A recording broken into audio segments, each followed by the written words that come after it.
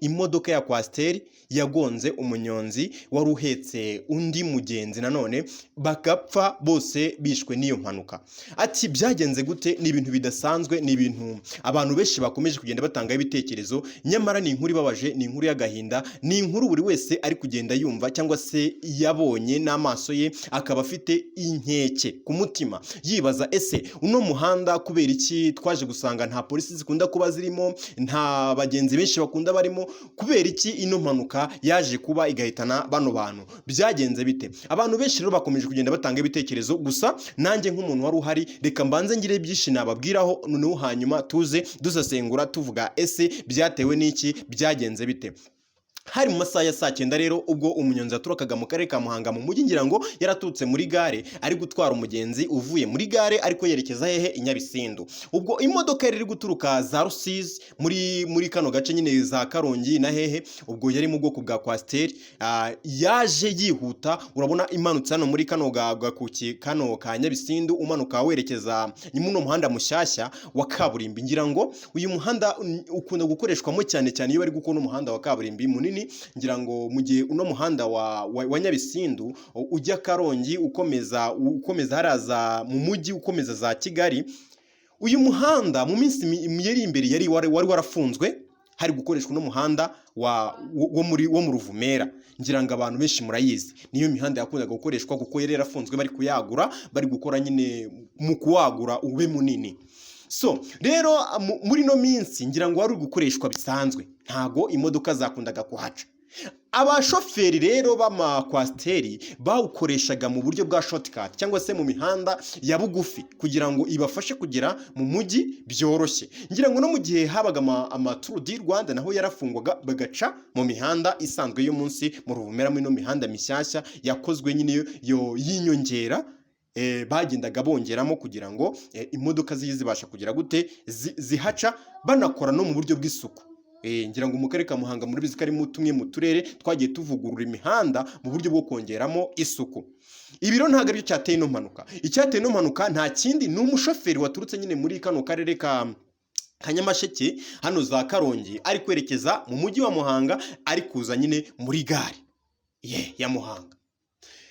Muri ibi mu ngendo ubwo yagendaga we yari ari kumwe ngo n'abagenzi, ariko ngo n'umushoferi ngo urabona uyitwaye uvuye Rusizi, mu magambo yisone yavuze yuko uyu mushoferi yaramaze gutwara amaturu agera kuri 3 ava Rusizi yerekeza Kigali ndetse wakongera akanagaruka. Bivuze yuko ejo yari afite ikiruhuko, kandi gusaba ikiruhuko ngo ngaruhuka ku munsi wa 5 wo kuruhuka, ariko ngo umunsi w'ejo yagombaga kuruhuka. Ubwo munsi uje ndi kuvuga ni ku itariki 2 nibwo yagombaga kuruhuka, gusaba ikiruhuko cyo kugira ngo abashe kuba nyine yaruhuka umunsi ngo ntakore, bitewe ngo n'ubukwe yari kuzajyamo.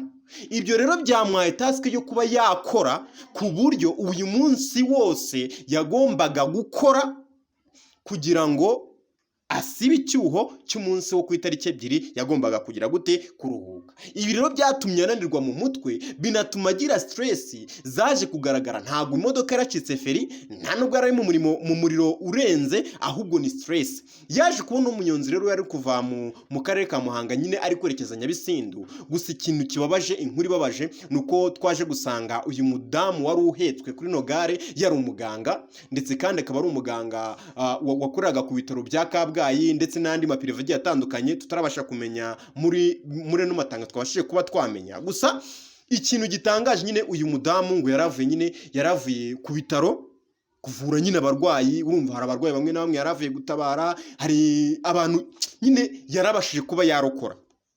Gusa nyine uyu munsi we ntabwo abashije kuba yawurenga bitewe n'ino mpanuka yatewe n'ino kwasiteri. Gusa icyiza cyangwa se amahirwe ahari nuko muri no kwasiteri abantu bose babashije kuba barokoka, nta muntu ugeze kuba yakwangirika ngo agire guturetse kuba bakomeretse, ariko nta muntu ugeze kuba yapfiramo. Gusa cyaje kuba cyaba nuko umunyonzi yitabye Imana, ndetse kandi n'umugenzi yaratwaye nawe akabasha kuba yagira gute yakwitaba Imana. Polisi y'u Rwanda cyangwa se umuvugizi wa polisi yabashije kuba yabwira abashoferi ndetse n'abantu batwara ibinyabiziga bakoresha ino mihanda by'umwihariko kuba bagenda bigengesereye, dore yuko iyi mihanda nyine itemeye kuba yatwarirwamo n'imodoka zibisikanamo. zibisikanamo kubera ko haje umuhanda munini, ndetse kandi uwo muhanda nyine ari uwemere kuba watwarwamo imodoka, ukoreshwa mu gihe cyo kwifashisha, ntabwo ukoreshwa mu gihe cy'imodoka z'inyabagendwa, kuko imihanda ni imihanda ya karitsiye, ni imihanda y'abaturage, ni imihanda abaturage bakoreshamo bajya mu ngo zabo, ni imihanda abaturage bakoreshamo imodoka bagenda mu ngo zabo. Nkibaza ni gute umushoferi noneho yabashe kuba yagira stress ingana gutya, akaba atwaye abagenzi ari gukoresha mino mihanda y'abaturage, akajya muri buno butaka azi neza ko bitanemeye muri no minsi, yarangiza akajya muri no mihanda akajya gutwaramo ikinyabiziga. Ikindi cya kabiri, bigaragara yuko umunyonzi ari mu mukono we. Ese kubera iki yaje guta umukono we, yarangiza akajya gutana, akagenda akagonga umunyonzi wari uri hakurya, binagaragara ko yamugonze, umunyonzi yaratarashyiramo umwuka, umushoferi akagaruka, bikaza kurangira amwishe. Ngira ngo bino bintu mwagiye kugenda mubimenya ku bashoferi b'amakamyo bambukiranya imipaka. Twaje kugenda twumva yuko ngo umushoferi ngo yagonze ngo umuntu, biba ngombwa akagaruka inyuma akongera akamusya, akongera akamwica, hanyuma kugira ngo bigende gute, ngo aze kwishyura iki, umurambo, aburane n'umurambo, aho kugira ngo aburane n'iki, n'umuntu muzima. Ngira ngo ibyo byose mugenda mubibona cyangwa se murabizi, sibyo? Baravuga ngo umukozi wa kampani ngo utwara imodoka ngo ya kampani, ngo iyo gagonze ngo umuntu, ngo uwo muntu ngo ntapfe, ngo ibyo nyine ngarabihanirwa. Ngo ikindi cya kabiri, ngacibwa amafaranga menshi, ngo dore yuko ngo abagomba ngo kuburana n'umuntu muzima, ngo kugira ngo abone n'umuntu muzima, ngo yaburana n'iki, n'umurambo. Ibi rero nibyo byaje kuba kuno mushoferi ubwo yaje kugonga no munyonzi, ariko umunyonzi atarashyiramo umwuka, ngo bikaza kurangira asubiye inyuma akagira gute, akaza kumusya.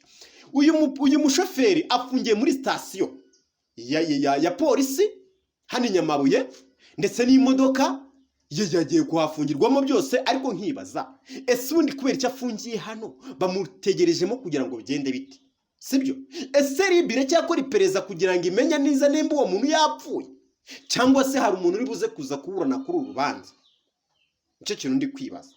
Abaturage bakomeje bavuga ati uyu mugabo nta kindi kintu yashinjwa cyangwa se kuba yavuga ngo bigende gutya, uretse kuba yakatirwa igihano kimukwiriye, bitewe nuko ubu ntago ari ubwicanyi bwakozwe kubera ko bimutunguye, ahubwo buno bwicanyi bwakozwe uko bwateguwe. Impamvu ko ari ubwicanyi bwakozwe uko bwateguwe, nuko uyu mugabo yakoze akazi akananirwa, anabyumva mu mutwe we, akanabikora abizi neza ko ibintu ari gukora birengeje amahame y'umushoferi. Kirazira gutwara imodoka unaniwe, kirazira gutwara imodoka wasinze, sibyo? Kirazira gutwara imodoka uzi neza ko ufite stress kandi utwaye ubuzima bw'abantu. None ko wari ubizi kandi ubizi neza ko utwaye ubuzima bw'abantu, uzi neza ko uwo muhanda uri kugenda ari nyabagendwa, ugendwamo n'abantu bagiye batandukanye, ubizi neza ko abantu utwaye ari abantu, ndetse kandi n'ahantu uri kugenda hari kugenda abantu, dusupoze ko ari indi modoka ukubitanye nayo, wenda iri ni igare, niyo mahirwe twagize kubera ko abo bantu wenda wari utwaye wenda byaje kurangira batagize gute, badapfiriyemo. Ese iyo kiza kuba ari ikindi kinyabiziga ugonganye nacyo, wenda tubare ko ari hoho yari kubasya ikabasya itanzitse, ndetse yewe ikanabasya ntibasigaze, nibaje gutwara n'iki, ntibabone n'igufwa. Ubu abaturage bagiye mu muhanda barakoropa, ngira ngo mwabibonye, barakoropa amaraso y'abantu. Ese ni inyamaswa? Ni gute nimba iyi mihanda igakoreshwa n'amamodoka, reka twemere yuko iyi mihanda yemewe na leta, igendwamo n'amamodoka kuko bashyizemo ibyapa, harimo ibyapa bigabanya imivuduko, ibyapa by'amategeko y'umuhanda, kandi nkeka yuko abashoferi bakoresha no mihanda bize amategeko y'umuhanda, nicyo gituma babonye perime, sibyo? Ese kubera iki polisi zitajya zijya muri no mihanda ngo zijye gukontorora ngo zirebe ese bino bintu byagenze byabaye gute, nyamara bakajya mu mihanda minini? Nkeka yuko umushoferi utwara muri no mihanda hari ibintu byinshi aba yikeka, akaba ari nayo mpamvu akatira muri no mihanda ya panya kugira ngo hagire bishi binavamo. Tuzi neza ko amakuru mu bantu baturuka muri no mihanda ya za Rusizi, abenshi n'abenshi bakunda kuba bafite amaforode, bagaca izampanya kugira ngo bazafrode bafite bagire gute, barebe uburyo bazikwepesha kugira ngo polisi itaza kugira gute, itaza kumenya ano makuru y'ibintu bahetse mu modoka zabo. Ibi rero ndabivuga bitewe nuko nimba uri umushoferi kandi ukaba uzi ko hari umuhanda nyabagendwa, wijye gukata shortcut wakoreye perime, abagenzi utwaye ni abagenzi nyabagendwa, kandi umuhanda munini urahari no gukoreshwa, ugomba kukugeza hehe? Muri gare ya Muhanga.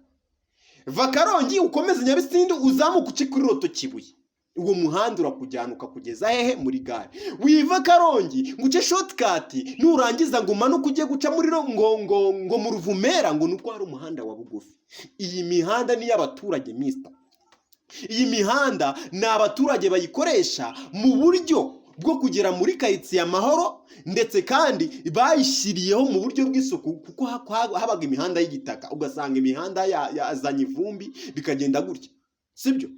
Ariko ntago ari imihanda ikoreshwa n'imodoka ziva mu ntara zambukiranya intara. Ibi bintu rero nkeko ko ari amakosa. Sinzi icyo ribiri buteze gutegeka uno muntu, sinzi icyo inzego z'umutekano zibuze gutegeka uno muntu. Ese umuryango uno musore wabashije kuba yakwitaba Imana, ari mu kazi, ari gushaka amafaranga, ari gushaka igitungira abana, ari gushaka icyatunga umuryango we, afite abantu benshi yagombaga kwitaho, uyu munsi wa none ubuzima bwe bwarangiye. Uyu munsi wa none ntago akiri mu isi y'abazima, ntago akiri mu isi yo gushakira umuryango we amaramuko. Ubu yabashije kuba yapfa. Tuve kuri uno musore tujye kuno mubyeyi w'umuganga yabashije kuba yakwitaba Imana. Uyu munsi wa none hari abantu yari gutabara, hari abantu yaragifite mu nshingano kurokora, ndetse yewe si n'ibyo gusa, hari n'umuryango washakiraga ubuzima. Uyu munsi wa none byarangiye gutya. Ese iyi kampani yabasha kwishyura? Irishyura bano bantu? Ese irabahereza indishyi n'akababaro? Ese polisi irabagenera iki? Ese biraza kurangira bite kuri no miryango?